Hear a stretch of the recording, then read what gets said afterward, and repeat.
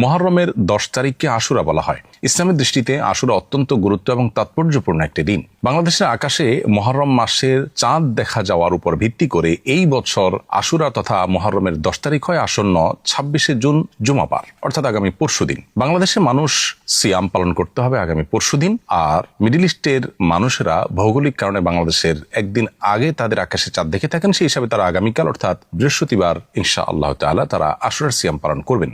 আশুরার সিয়াম সম্পর্কে বলেছেন, সিয়াম ইয়ামি আশুরা আহতাসিবু আল্লাহি আন ইউকাফিরা সানাতাল্লাতী ক্বাবলা, অর্থাৎ আশুরার দিনের রোজার ফজিলত সম্পর্কে আল্লাহর প্রতি আমার ধারণা, এর মাধ্যমে আল্লাহ তাআলা 1 বছর পূর্বের গুনাহ মাফ করে দিবেন। অতএব আমাদের 1 বছর পূর্বের সগীরা গুনাহগুলো যেন মাফ হয়ে যায়, সেজন্য আমাদের আশুরার দিনে রোজা রাখার চেষ্টা করা উচিত। তবে আশুরার সিয়াম একটি নয়, বরং মুসলমান হিসেবে আমরা 2টি সিয়াম পালন করার চেষ্টা করব, কারণ নবী করিম সাল্লাল্লাহু আলাইহি ওয়াসাল্লাম বলেছেন, খালিফুল ইয়াহুদ, ইহুদিরা শুধুমাত্র আশুরার দিনটি রোজা রাখে, তোমরা তাদের ব্যতিক্রম করো, তাদের চাইতে ভিন্নতর করো, তোমাদের রোজাতে যেন স্বাতন্ত্র থাকে তাদের চাইতে। সেজন্য আমরা একটি নয় বরং 2টি রোজা রাখবো। এখানে গুরুত্বপূর্ণ একটি বিষয় লক্ষণীয়, তা হলো ইবাদতের মতো একটি বিষয় পর্যন্ত ইহুদিদের সাথে যেন সামঞ্জস্যপূর্ণ না হয়ে যায়, সেজন্য নবী সাল্লাল্লাহু আলাইহি ওয়াসাল্লাম আমাদেরকে ব্যতিক্রম করতে বলেছেন।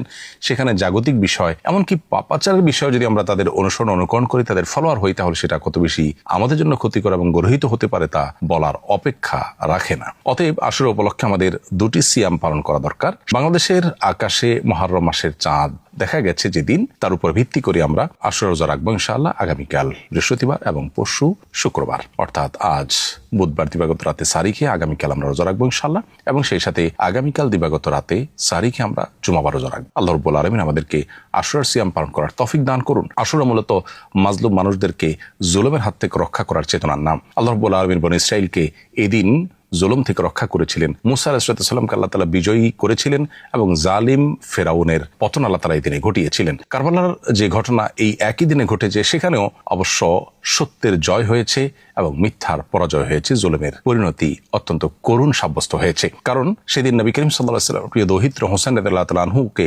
সপরিবারে যারা শাহাদাত বরণ করিয়েছে, সে সমস্ত জালিম অত্যাচারী খুনিরা তারা পৃথিবীর ইতিহাসে ধিকৃত হয়ে আছে আজও।